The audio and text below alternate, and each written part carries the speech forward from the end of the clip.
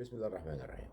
من أسوأ الأشياء اللي أصيبت بها بلادنا، خصوصا بعد الحرب العالمية الثانية، هو ما أسميه التلوث الماركسي. إن في أيديولوجية معينة ظهرت في أوروبا، ظهرت في الغرب، اسمها الماركسية، وبشكل ما وصلت لنا وتحمس لها أغلب الأدباء والمثقفين باعتبار إنها الموضة يعني، ولانها احتوت على مضمون معادي للاستعمار، فتم اعتبارها شيء جيد. فتلاقي اغلب المثقفين تلاقيهم يعني عندهم جينات ماركسيه كده. حتى نجيب محفوظ عنده جينات ماركسيه. عبد الرحمن الشرقاوي، كله بقى، كل الشلل دي كلهم شلل شيوعيين. يوسف ادريس طبعا ده كان مش ماركسي شيوعي يعني. حتى المخرجين السينما حتى الان، يعني شوف انت مثلا يوسف شاهين، صلاح ابو سيف، كلهم ماركسيين. آه، الجداد يعني داوود عبد السيد وبشار كل اللي هو اللي بيسموها الجيل الجديد دول من المخرجين، دول كلهم عاطف الطيب، وكل دول ماركسيين او عندهم يعني جينات ماركسيه كده. عندهم جرثومه الماركسيه بدرجه مختلفه، يعني بدرجات، يعني مش بنفس الدرجه. ف ايه بقى خطوره الماركسيه؟ عملت فينا ايه؟ انا هقول لك، بس الاول نعرف هي ايه الماركسيه اصلا. يعني هي ظهرت ازاي؟ ايه الظرف اللي ولدت فيه الماركسيه في اوروبا؟ سيبك من كلمه الشيوعيه، بس في ناس ما بتفرقش بين الشيوعيه والماركسيه. لا، الشيوعيه دي معناها ببساطه شيوع الثروه بين افراد المجتمع.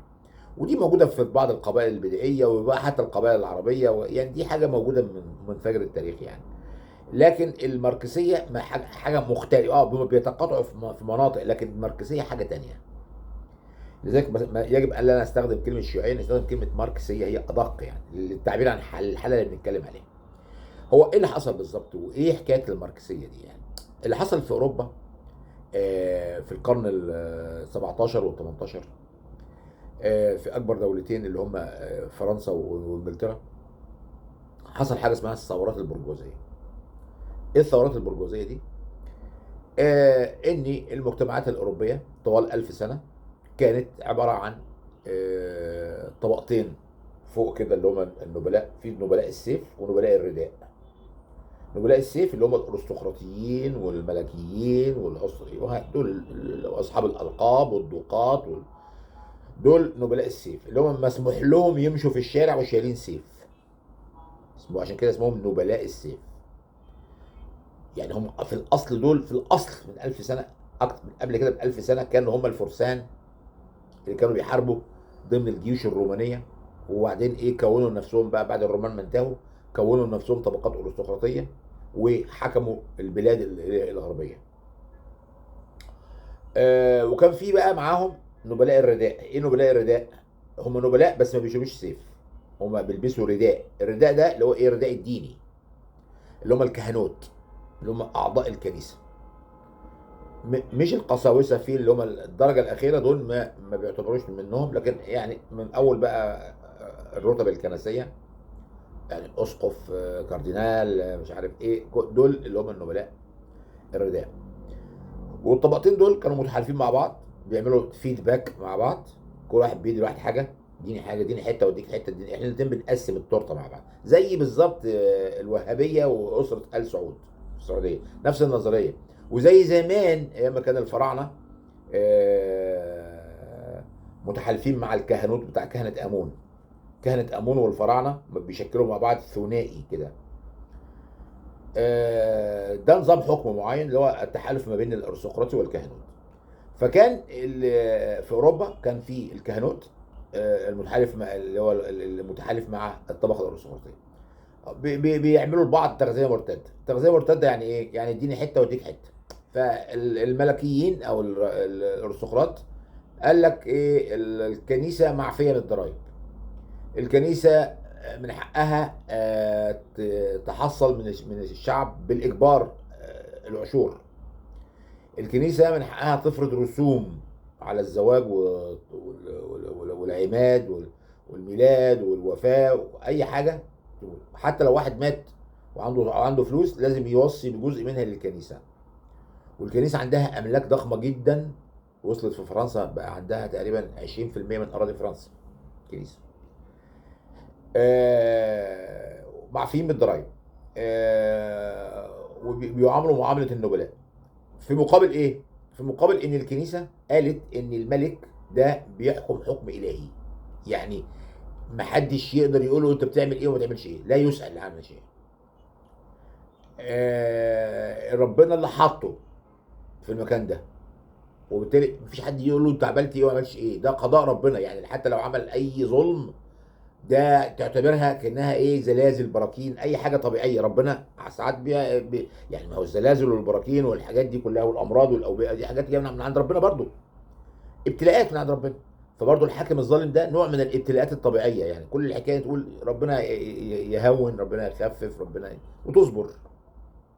هي دي المعادله بين الطرفين. مين بقى الطبقه الثالثه اللي هي بقى بقيه الشعب اللي هم البروليتاريا، اللي هم شغالين يا فلاحين يا عمال يعني اللي هم الناس الفقراء يعني. الطبقتين اللي فوق دول ضاغطين، شوف اللي هم صغيرين قوي يعني لا يشكلوا يعني اكتر من 10%، ضاغطين على الكتله الرئيسيه من الشعب. الشعب بقى هو الوحيد النبلاء برضو ما بيدفعوش ضرايب، محصنين من دفع الضرايب.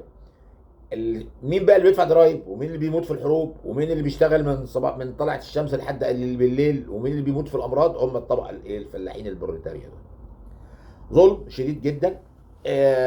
بيساعد عليه التحالف ما بين الكهنوت والارستقراطيه. لحد ما حصلت حاجه بالتدريج بقى، ما احنا بنتكلم عن 1000 سنه، حاجه بالتدريج. ايه بقى دي الحاجه اللي بالتدريج؟ ان بدأ يظهر من ابناء الفقراء دول عيال متعلمين، بدأوا يتعلموا شوية بشوية شوية بشوية شوية بشوية شوية بشوية. بدأت تنمو بذرة طبقة جديدة رابعة اسمها البرجوازية. برج يعني مدينة، برجوازي يعني من يسكنون المدن، لأن أغلب الشعب كان ساكن في القرى. البرجوازيين دول اتعلموا بقوا إيه؟ بقوا محامين، بقوا شعراء، بقوا محاسبين، بقوا مهندسين، بقوا تجار، يشتروا سفينه كده ويروحوا يجيبوا حاجات من الهند وحاجات من مش عارف ايه ويبيعوها وبتاع. بداوا يبقوا طبقه سكان المدن اللي هي ما يمكن ان تسميه الطبقه الوسطى. يبقى الطبقه الارستقراطيه، طبقه الملوك، دول بيعيشوا في قصورهم، مش بيعيشوا في مدن. دول مدنهم هي القصور بتاعتهم. الكهنوت المدن بتاعتهم هي الكنائس والكاتدرائيات عايشين فيها. الشعب عايش في القرى. البرجوازيه عايشه فين؟ في المدن. بدات المدن اللي هي في الاساس كانت اسواق. المدن دي كانت في الاساس اسواق، الفلاحين بيتجمعوا فيها، زي حتى عندنا موجوده اللي يمكن لحد دلوقتي يقول لك سوق الحد. يعني انت لو رحت شبرا الخيمه مثلا يوم الاحد هتلاقي البلد، هتلاقي شبرا الخيمه كلها مفروشه، ناس بتبيع بضايع من كل نوع، جايين من كل القرى واللي هي حوالين شبرا الخيمه. ايام ما كانت لسه قرى، بس حتى الان محافظين على الحكايه دي. ده اسمه سوق الحد. الناس كانت بتستنى اليوم ده عشان تشتري كل اللي هي عايزاه طول الاسبوع. مواد غذائيه بقى، ملابس، اقمشه، اثاث جديد، اثاث قديم، مفروشات، احذيه، يعني كل شيء. السوق ده كان موجود برضه في اوروبا، بس اتطور مع الوقت بقى سوق دائم. كان يعني هو كان بيبقى يوم في الاسبوع، زي سوق الحد، سوق السبت. يعني مثلا منوف فيها سوق السبت، شبرا الخيمه فيها سوق الحد، في سوق الخميس، في سوق الجمعه، في سوق الثلاث، وهكذا. كل منطقه كده عملت لها يوم في الاسبوع. مع الوقت السوق ده بقى دائم. الناس قال لك هو يوم في الاسبوع مش هيكفي، لا خليه ايه؟ دائم. ماشي. مع الوقت السوق الدائم ده بقى هو المدينه. هي دي المدينه. سكان المدينه دول هم الطبقه الوسطى او البرجوازيه. دول ناس مش فلاحين، مش عمال، لا دول تجار. او مع يعني مع التطور انا هقول ده حصل ازاي. المهم ان الطبقه البرجوازيه دي كبرت قوي قوي قوي قوي، وبقى معاها فلوس جامده جدا، خصوصا بعد الكشوف الجغرافيه. لان هم اللي مسكوا التجاره. النبلاء مش بتوع تجاره، التاجر هيروح لا. فبداوا يبقى عندهم فلوس جامده جدا. بدأوا يبقى عندهم فلوس جامدة جدا.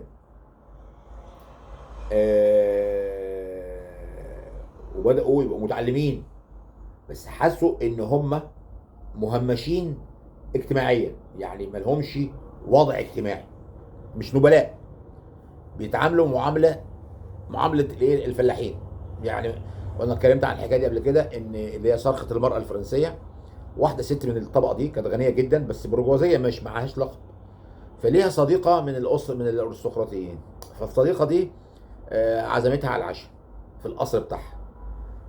الاصول بقى بتاعت النبلاء ايه، ال 100 كرسي وحاجات كده لترابيزه السفره يعني. فعزمتها، فالست راحت، وقاعدين بيضحكوا وبيرقصوا وبيشربوا وبيعملوا، وبعدين جه وقت العشاء. اتفضلوا يا جماعه على العشاء.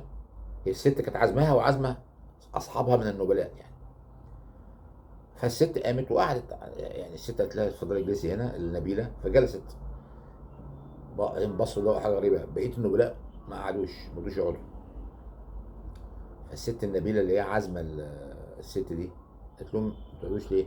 قالوا انت ناسيه ان في قانون في الدوله من 1000 سنه بيقول ممنوع ان اي حد معهوش لقب يقعد ياكل مع حد مع لقب. ده قانون كان في فرنسا وممكن في اغلب اوروبا. يعني انت رجل عندك لقب، اي لقب، اي لقب، بارون، دوق، لورد، فايكونت، ايرل، الالقاب بقى يبقى انت ما حدش يقعد ياكل معاك الا اذا كان له لقب. ملوش لقب ما يقعدش ياكل معاك. ده قانون في اوروبا. فقلت لهم طب انا اعمل لها ايه دلوقتي، دي قعدت ومش عارف ايه وبتاع، قالوا لي مالناش دعوه، ده قانون في الدوله وما نقدرش نخالفه. فراحت لها قالت لها يا ست، يا صديقتي يا عزيزه، في قانون بيقول كذا كذا والجماعه دول مش عايزين يقعدوا لان ده مخالف للقانون، فانت ممكن تتعشي في المطبخ.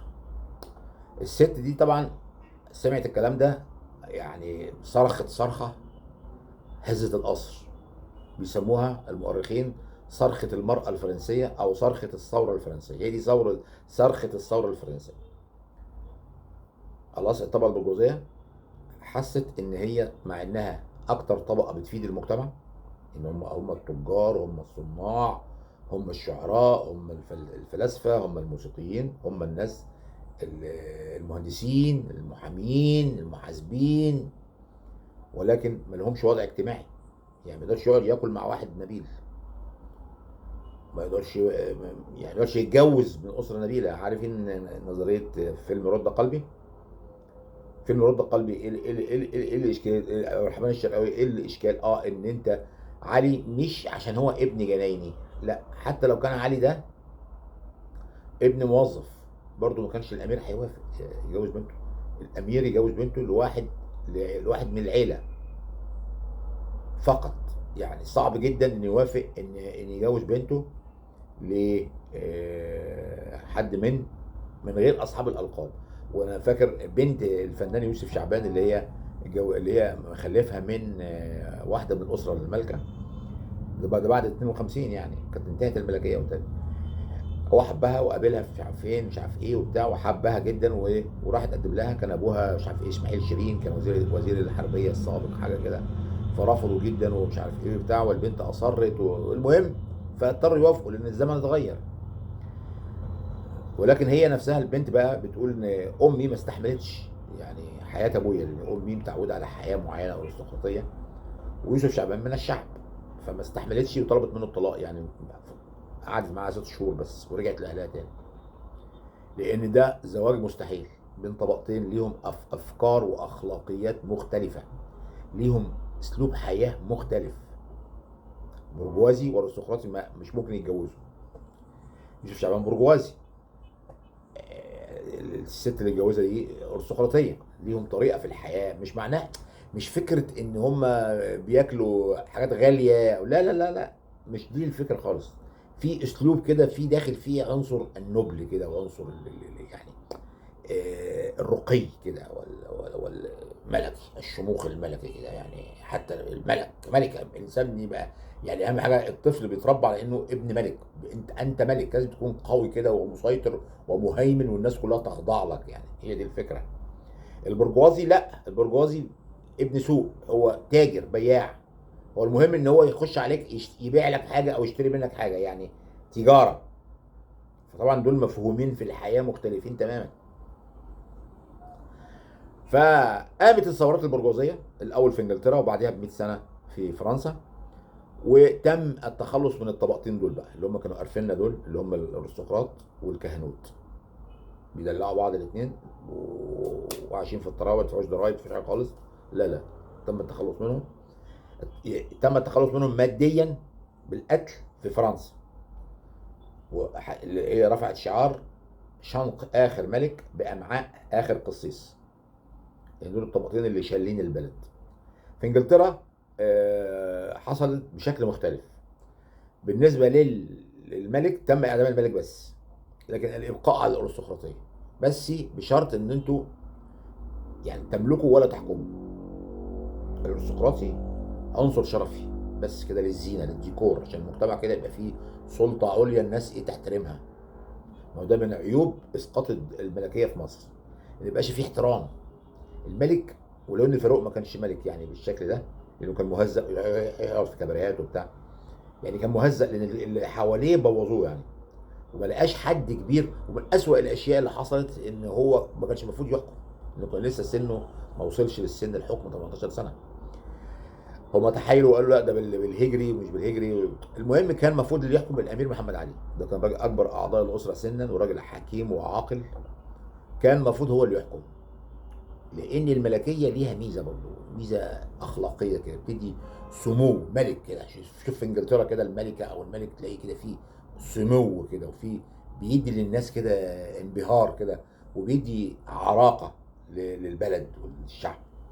فقالوا له طيب احنا عندكم عراقه وكده، والناس احنا محتاجينكم في الحته دي، بس ايش دي حاجه شرفيه معنويه، تملك ولا تحكم. يعني دلوقتي الملك انجلترا ملوش دعوه، مش هو اللي بيحدد السياسه خالص، ولا بيتدخل في اي سياسه. هو بيجي رئيس الوزراء اللي بيجي بالانتخاب، بيروح يقابله كل اسبوع، يديله بس فكره هم هيعملوا ايه بس. ممكن الملك يقول له بس انا شايف ان كان المفروض تعملوا كذا كذا، فما بيردش عليه خلاص. دي سياسه الحزب اللي هو الشعب انتخبه. انت كملك احنا بنبلغك بس ايه اللي احنا هنعمله. ممكن يكون الملك مش موافق. يعني انا معلوماتي ان مثلا حرب الخليج كانت الملكه مش موافقه ان انجلترا تخش فيها حرب تحرير الكويت. لا الثانيه، الحرب الخليج الثانيه، اللي هي القضاء على صدام حسين. الملكه ما كانتش موافقه عليها، لكن توني بلير مشى اللي في دماغه، باعتبار ان هو منتخب من الشعب. هو بيبلغ الملكه بس اللي هيحصل، لكن مش من حقها تعترض. اما الكهنوت بقى في انجلترا فتم التخلص منه قبليها بقى، من قبليها ب 100 سنه برضه، اللي هو الملك هنري الثامن. هنري الثامن ده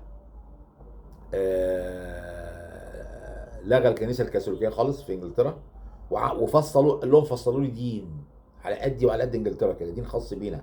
عشان كده حاسس اسمه ايه؟ الانجيليه، المذهب الانجيلي او الدين الانجيلي، انجيليكان. موجودين في مصر دول الانجيليكان دول. دي ديانه خاصه بالانجليز، هي ديانه مسيحيه بس ده ايه؟ من وجهه نظر الانجليز، الملك انجلترا هو رئيس الكنيسه، هو البابا بتاعها. يعني نفسي افهم الجماعه الانجيليكان اللي عندنا دول، هنقول له، والكاثوليك عندهم نفس الاشكاليه بس ما حدش بيتكلم معاهم. مين انت يعني لو جينا لواحد كاثوليكي وواحد انجيليكان، نقول له لو يعني مثلا الكاثوليكي لو قلنا له لو البابا اداك امر ورئيس الدوله المصريه اداك امر معاكس، هتسمع كلام مين؟ وده كان السؤال في اوروبا اثناء الحروب الدينيه. لو البابا اداك سؤال قال لك اعمل كذا، والملك قال لك لا ما تعملش كذا، هتنفذ كلام مين؟ كان اغلب الناس بينفذوا كلام البابا. ما هو ده السر، ده بقى السبب في ظهور العلمانيه. ازاي يبقى انا ملك انجلترا او ملك اي بلد اوروبيه، وفي شخص اجنبي قاعد في ايطاليا في روما يقدر يكسر كلامي في بلدي؟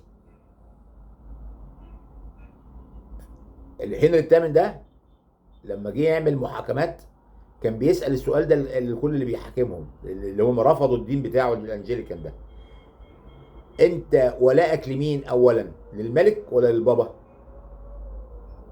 اللي كان بيقول له انا اصل البابا خليفه المسيح، رد على سؤالي، مين البابا ولا الملك؟ يقول له البابا، اعدام. يبقى دي خيانه عظمى. يعني لو الملك، ليه؟ لان لو الملك يقول لك، لو الملك قال لك حارب، هتقول له لا مش هحارب الا غير ما اخد راي البابا؟ يبقى انت مش ادفع ضرايب، لا مش هدفع ضرايب الا غير ما اقول البابا، لا. يبقى انت كده دي خيانه عظمى، ان انت بتتبع سلطه اجنبيه. افرض الدوله حاربت البابا، هو كان عنده دوله وجيش وبيحارب عادي، يبقى انت كده وكان في دول مهيمنه على البابا زي اسبانيا وايطاليا اسبانيا وايطاليا كانوا مهيمنين على البابا. لو هم دلوقتي جه قال لك حاجه معينه والملك قال لك لا عكسها، هتسمع كلام مين؟ فاللي قال لك اسمع كلام البابا تم اعدامه. هنري الثامن. هنري الثامن بقى ايه؟ عمل دين تاني يكون هو فيه البابا، يكون هو فيه البابا. طب نيجي بقى للجماعه كنيسه الدباره اللي هي في ميدان التحرير دي، دول انجليكان. تعالى يا عم يا انجليكان انت، لو ملك انجلترا بوصفه رئيس الكنيسه اداك امر، والرئيس في مصر اداك امر مخالف، هتسمع كلام مين؟ هيقول لك اسمع كلام الملك انجلترا، لان هو رئيس الكنيسه بتاعتنا. يبقى دي خيانه عظمى. احنا ما عندناش الاباط، ما عندناش المشكله دي، لان البابا من مصر، من ابناء مصر. بس برضه هي فيها حته، ودي برضه اللي ظهرت قوي ايام السادات، حته ايه؟ تنازع سلطات. مين الاول، البابا ولا الرئيس الجمهوريه؟ يعني رئيس الجمهوريه لما عزل البابا شنودة وجم، كان التلفزيون المصري بينقل صلاه العيد. التلفزيون المصري بعت المعدات بتاعته للكنيسه اللي هي بينقل منها الصلاه. رفض، قال له لا ما عندناش عيد السنه دي، لغينا العيد. قال لك احنا لغينا العيد هذا العام. طبعا دي شيء خطير جدا. يعني هو العيد ممكن حد يلغيه؟ هو في الاسلام ممكن حد يلغي عيد الفطر؟ ممكن في اي شيخ الازهر ممكن يلغي عيد الفطر؟ لا. يلغي عيد الاضحى؟ يلغي الحج؟ لا. في المسيحيه ممكن. البابا شنوده لغى العيد، لغى العيد. السادات كان هيتجنن وقالها في خطاب. ازاي في شخص يستطيع ان هو يلغي العيد؟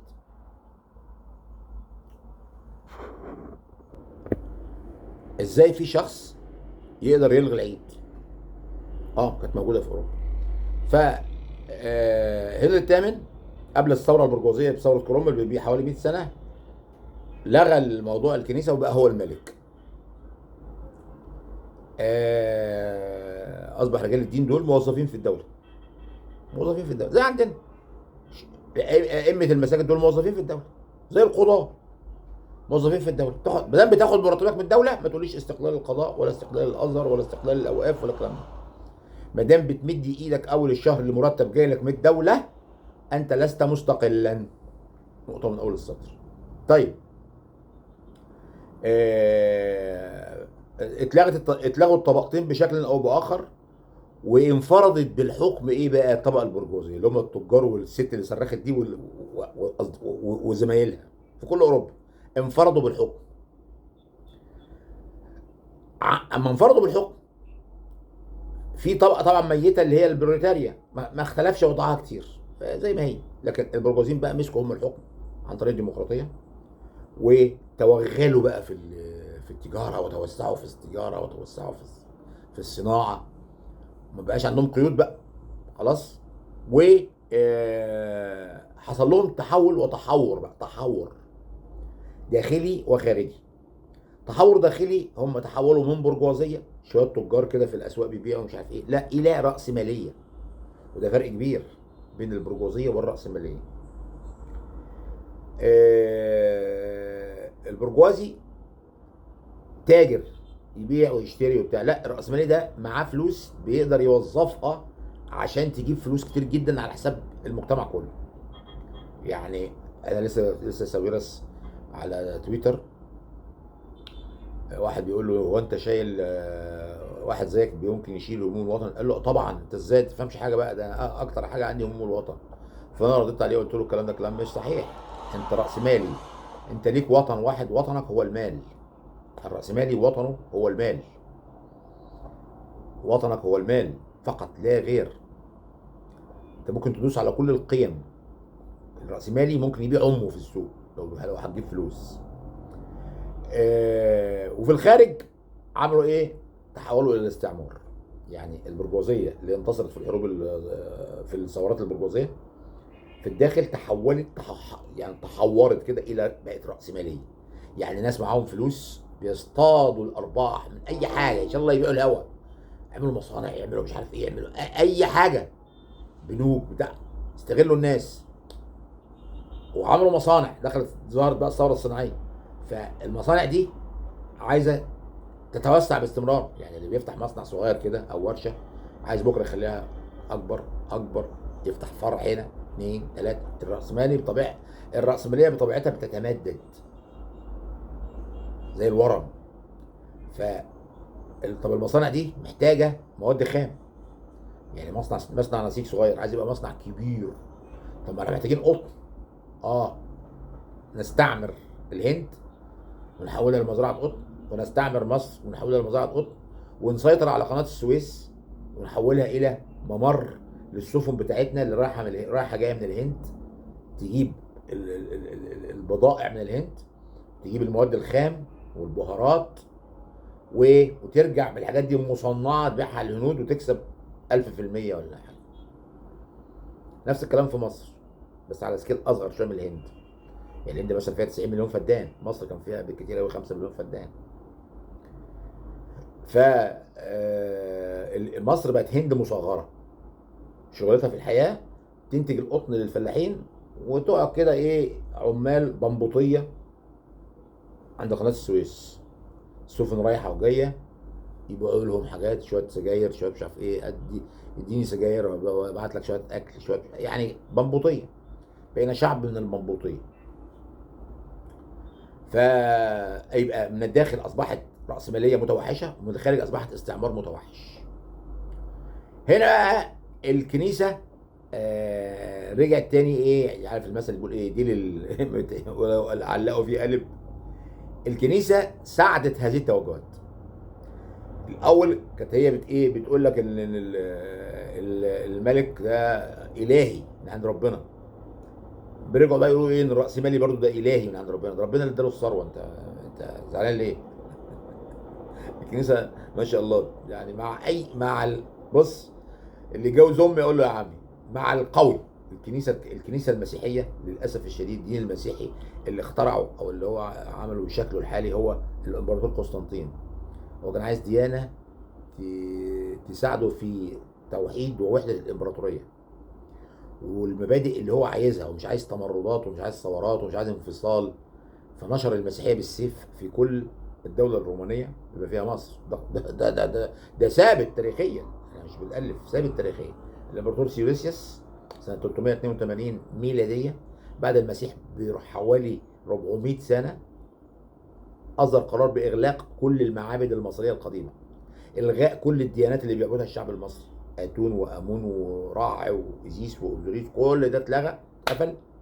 معناها ايه؟ ان لحد بقى 400 سنه من المسيح كان لسه الشعب المصري في دياناته القديمه. امال قفلها ليه؟ قفلها وسلمها للمسيحيين. المسيحيين استلموها بكل ارهاب وكل غشوميه وكل بتاع. في حادثه مشهوره جدا، كان اكبر مجمع مبادئ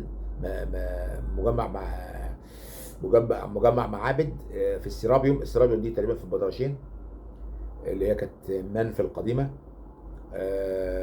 ده كان اكبر مجمع معابد، وكان فيها مكتبه ضخمه فيها التراث الفرعوني كله. فدول الرهبان والناس اعتصموا جوه المجمع ده، حاجه كده عامله زي الرابعه العدويه كده، ورفضوا يسلموا المجمع ده للمسيحيين. الاسقف المصري ادى قرار للرهبان، والقرار ده مكتوب وصوره يوسف زيدان في روايه ايباتيا، والاصل بتاعه محتفظ بيه في متحف مدينه رافينا في ايطاليا. اهدموا عليهم المعبد وخدوه بالقوه. فبالفعل هدموا المعبد وحرقوه وحرقوا المكتبه وقتلوا الرهبان. يعني كان زي فض رابعه العدويه كده، حاجه كده مهزله كده. فطبعا الشعب سكت، هيعمل ايه؟ معابد اتقفلت ودول جايين بقوه الرومان. وهو ده سر عدم حب الشعب للمسيحيه، لانها جايه مع البيزنطيين. زي تلاقي حتى المسيحيين نفسهم تلاقي عندهم اسم روماني، مشهور قوي رومان، يعني هم حتى الناس بيقولوا احنا رومان، احنا جايين مع الرومان. الرومان دول احنا حلفاء ليهم، احنا جايين مع قوه اجنبيه. لذلك الشعب ما حبش المسيحيين لان هم جايين مع البيزنطيين، مع قوه رومانيه. ف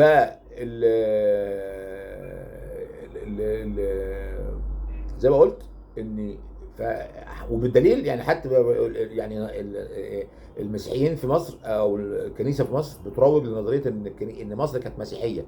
دي خرافه ووهم. كانت مسيحيه ازاي؟ ازاي؟ امتى كانت مسيحيه؟ اي كلام. اول واحد دخل مصر عشان ينشر الدين المسيحي اسمه مرقس، جه من ليبيا، برضه جاي من اجنبي، برضه جه من ليبيا، راح اسكندريه وقعد فيها شويه وكون مجموعات مسيحيه صحيحه. عايز زي السيد البدوي كده، ما عمل السيد البدوي ده جاي من المغرب، قعد في طنطا، اختار 40 واحد من اللي قاعدين حواليه، هو بقى قعد يقول لهم انا من اولياء الله الصالحين ومش عارف ايه وبتاع. اختار 40 واحد وارسلهم الى ايه 40 منطقه في مصر، اللي هي الطرق الحامليه الشاذليه، هي دي الطرق الاحمديه بقى، حاجه كده يعني، اللي هي اغلب الطرق الصوفيه. اختار 40 واحد من اتباعه وارسلهم الى قرى مصر عشان ينشروا المذهب بتاعه. نفس الكلام حصل مرقص كده، مرقص عمل نفس اللي عمله السيد البدوي. بدأ ينشر ناس في هنا وناس هنا وناس هنا وناس. قلة، مش أغلبية خالص يعني. وبدليل ان مفيش في الريف المصري اي كنائس قديمه. هل الريف المصري فيه كنائس قديمه؟ لا. كل كنائس الريف المصري كنائس حديثه بنت بعد الاسلام. لو كان الشعب المصري تدخل في المسيحيه زي ما بتقول الكنيسه، كنا شفنا كنائس قديمه في الريف المصري او في المدن الريفيه. هل في كنائس قديمه تاريخيه يعني في المحله؟ لا. في كنائس تاريخيه في طنطا؟ لا. في كنائس تاريخيه في دمنهور؟ لا. في كفر الشيخ؟ لا. في بنها؟ لا. في مش مفيش كنائس تاريخيه في الريف. في ال 5000 قريه مصريه ما تلاقيش كنائس تاريخيه، كلها كنائس حديثه. طب ازاي بقى الريف المصري اللي هو فيه الشعب المصري كله فلاحين، ازاي دخلوا المسيحيه؟ كانوا بيعبدوا المسيح فين؟ في الهوا. الديانه المسيحيه بقى دي ما تنفعش يعني الاسلام ممكن تعيش كده من غير مسجد عادي، تصلي كده في الشارع. المسيحيه ما ينفعش، لازم في الكنيسه وفي المسبح وفي القداس وفي لازم جوه الكنيسه. طب في الشعب المصري كان بيعبد المسيح فين؟ ها، هاتولي الكنائس اللي كانت موجوده في الريف المصري. مفيش. الدلتا دي ما كانش فيها كنائس خالص. يعني انا فاكر وانا صغير كنت بروح لقريه والدتي الله يرحمها، جنب طنطا كده. انا متعود في شبرا في كنايس، فكنت بسال مثلا خالتي او الناس الفلاحين يعني، انت بقول لهم هو مفيش هنا، هي فين الكنيسه؟ بصوا لي كده، كنيسه هو في يا ابني هنا مسيحيين؟ مفيش في الفلاحين مسيحيين خالص. فده دليل على ان المسيحيه لم تدخل مصر، ما بقتش يعني، كانوا موجودين بس كده حاجه قله كده، زي الطرق الصوفيه دلوقتي، حاجه كده شريحه محدوده. فالمسيحيه ما كانتش ديانه الشعب المصري خالص. ده اللي ادالها الاعتبار عمرو بن العاص. البيزنطيين كانوا مدينهم على قفاهم، فاما جه عمرو بن العاص بعت، كان هربان الاسقف بتاعه، جابه ورداله 10 كنايس اللي هي كنايس كلها كانوا واخدينها البيزنطيين، واداله 10000 دينار، ده كان مبلغ كبير جدا، 10000 دينار عشان يعيد ترميم الكنائس ويعيد ترميم البتاع. عمرو بن العاص، وهم نفسهم بيعترفوا بكده، يقول لك هو رجع لنا كنايسنا وادانا فلوس وعمل يعني. عمرو بن العاص اللي بيقول لك عمرو بن العاص دخل بالسيف وده. عمرو بن العاص ما قال شيء، ما قال لهمش يسلموا خالص، ولا كان في دماغه ان هم يسلموا خالص. الفكره دي ما جاتش في دماغه. ده هم ده بقى جه بعد كده الامويين بقى لقوا ان المسيحيين كتير بيسلموا، قالوا لهم لا لا لا، ممنوع ما تسلمش اصلا، ما تخشش الاسلام، خليك مسيحي زي ما انت. ليه؟ لان اللي كان بيخش الاسلام ما كانش بيتم اعفائه من الجزيه. الجزيه دينارين في السنه. كلام فارغ، اصل يقول لك الجزيه ايه؟ دينارين في السنه. وده كلام القساوسه نفسهم، خش على كلامهم. يعني قال لك الجزيه تفرض على الرجال اللي بيعملوا، الشباب لا، العواجيز لا، النساء لا، الاطفال لا، الارض لا، المواشي لا. الضريبه على الشخص القادر على العمل فقط، سن الصغير، ودينارين في السنه، يعني اجره اسبوع مثلا.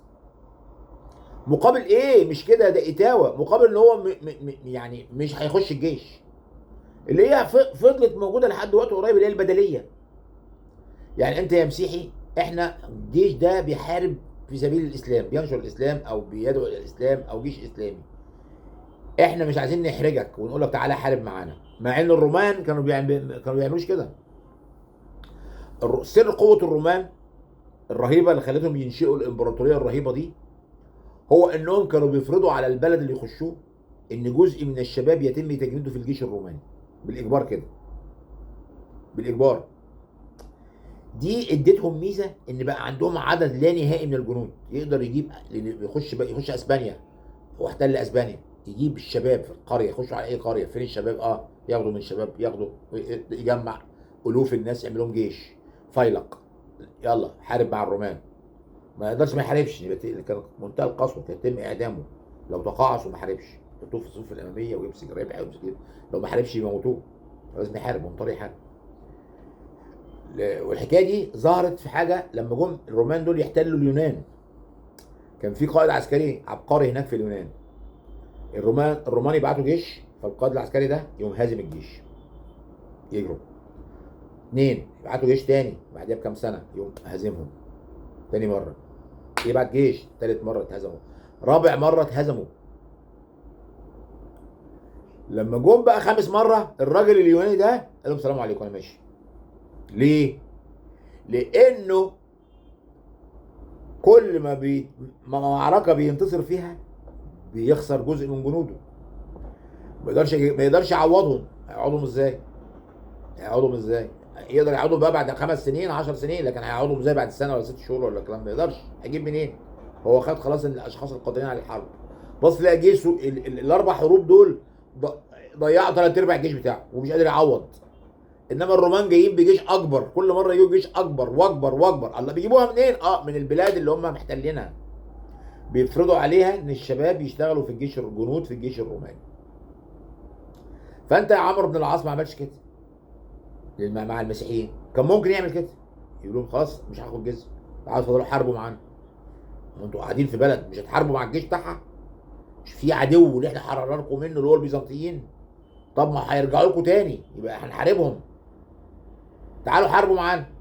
بس هو الاسلام يعني ايه؟ علشان يراعي نفسيه الناس دي، مش هيجبرك تحارب تحت رايه انت مش مؤمن بيها، ما هو الجيش اسلامي، فانا مش وجهاد ومش هجبرك ان انت تعمل حاجه ضد ديانتك. شوف قمه الرقي ده، الجزيه دي لو بيفهموا يفهموا ان دي قمه الرقي.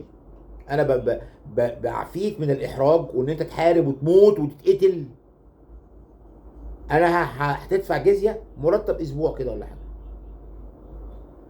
دي البدليه، عشان ما تحاربش. احنا اللي هنحارب يا عم، لو جه اي هجوم على مصر احنا اللي هنتصدى له. فعمر مصر ما كانت دوله مسيحيه، ما حصلش في التاريخ كده دوله مسيحيه اطلاقا، الا اذا قلنا ايه ده مصر دوله صوفيه. لا، طب ما في كل قريه مصريه في سيدي مفتاح، سيدي مش عارف ايه، سيدي ابراهيم الدسوقي، سيدي، في كل حته صوفيين. بس هل مصر دوله صوفيه؟ لا، برضو قله. كذلك المسيحيين كانوا كده، كانوا زي الاقليه الصوفيه. ف اللي انا عايز اقوله ان مصر عمرها ما كانت دوله مسيحيه، بدليل ان الريف المصري يخلو من اي كنائس قديمه. هات لي كده كنائس قديمه، مفيش. انت ممكن تلاقي مساجد قديمه، ابراهيم الدسوقي، السيد البدوي، مساجد كتير جدا قديمه تاريخيه، لكن عمرك ما تلاقي كنيسه قديمه تاريخيه، مفيش. المهم ان نرجع للوضع في اوروبا، ان البرجوازيه تحورت في اتجاهين. في الداخل بقت الرأسمالية متوحشه، بتنمو زي الوحش والغول. في الخارج استعمار. ليه بقى؟ لانه عايز المصانع بتاعته في مانشستر وليفربول. هو انجلترا دي حلتها حاجه، دي عشان دوله شحاته. ايه الغنى اللي هم فيه ده؟ سببه ايه؟ وليفربول ومانشستر والكلام ده كله بيدفعوا المئات الملايين للعيبه والحاجات دي، عشان دي فلوس بتاعتنا، دي فلوس اللي سرقوها من الهند ومن مصر عبر قرون. ف جه بقى مين لما لقى الوضع كده؟ طلع ظهر كارل ماركس، قال الكلام ده يا جماعه مش، المعادله مش مظبوط. بس هو فكر بطريقه فيها شيء من عدم الشموليه، اللي هي ايه؟ قال لك انتوا ناسيين حاجه مهمه. قالوا له ايه؟ قالوا انت البرجوازيه انتصرت بس ما كنتوش لوحدكم، ما كان معاكم البروليتاريا الفلاحين. عملتوا ايه الفلاحين؟ ولا حاجه. انتوا شغلتوهم عمال بقوا حالتهم اسوأ من حالاتهم لما كانوا فلاحين. كان لما تقرا عن الثوره الصناعيه في انجلترا تلاقي ان القانون بيحظر على العامل ان هو يطلب بزياده اجره، ان هو يعمل اضراب، انه ما يشتغلش. ده انت لو واحد قاعد في بيته كده مش وهو مش شغال، وجه صاحب مصنع خبط عليه تعالى اشتغل في المصنع بتاعه، ما يقدرش يقول له لا، يتحبس. مفيش حاجه اسمها ما تشتغلش، لازم تشتغل. فكان اذلال وعبوديه جامده جدا في انجلترا في الثوره الصناعيه. كارل ماركس الحكايه دي ضايقته. ازاي انا الناس العمال دول عايشين في الضنك ده؟ بس هو ما خدش باله من حاجه، وهي ايه؟ ان مش دي بس المشكله. المشكله ان لما الثوره لما دمرت الكهنوت ودمرت الارستقراطيين، قتلت حاجتين في نفس الشعب.